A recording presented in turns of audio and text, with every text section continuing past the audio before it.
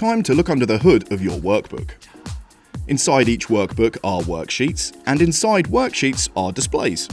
Think of them as the dashboards where your data lives. Speed trace on a time distance chart, that's a display. Brake pressure on another chart, another display. You can have as many as you need. Displays are fully adjustable. Drag them, resize them, change their properties, lock your displays together, zoom on one, and the whole squad moves with it. Navigation is simple. Scroll to zoom in and out, click and drag to move through the lap. You're in full control of how you see your data.